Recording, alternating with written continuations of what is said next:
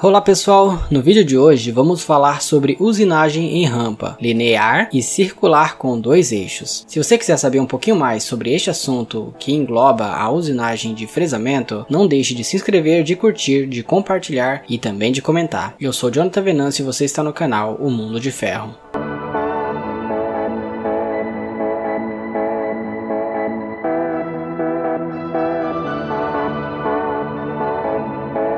Bem-vindos ao canal O Mundo de Ferro. Como já mencionado, não se esqueça de curtir, compartilhar, comentar e também de se inscrever no canal para que nós consigamos continuar crescendo. Vamos falar então sobre usinagem em rampa, linear e circular com dois eixos. Primeiramente, o que é uma usinagem em rampa bem-sucedida? Bom, existem dois tipos principais de usinagem de rampa, o linear e o circular. Vamos ver o que é uma usinagem em rampa dos dois tipos bem-sucedidos e vamos detalhar cada um deles. Primeiramente, usinagem em rampa linear. É uma maneira eficiente e muito usada de aproximação da peça quando usinar canais, bolsões e cavidades fechadas e elimina a necessidade de uma broca. A usinagem em rampa linear é definida como um avanço simultâneo na direção axial, ou seja, no eixo Z, e na direção radial, que seria os eixos X ou Y, ou seja, é uma usinagem em dois eixos. Agora, a usinagem em rampa circular, que também é chamada de interpolação helicoidal ou interpolação espiral, furação orbital, etc., do que você preferir chamar. É um movimento simultâneo em um percurso circular, que engloba ali neste caso o eixo X e Y, junto com um avanço axial, que seria o eixo Z, em um passo definido, e também é uma alternativa à furação. A usinagem em rampa circular é sempre mais recomendada que a usinagem em rampa linear, ou seja, aqueles canais retos em cheio, porque a interpolação helicoidal é um processo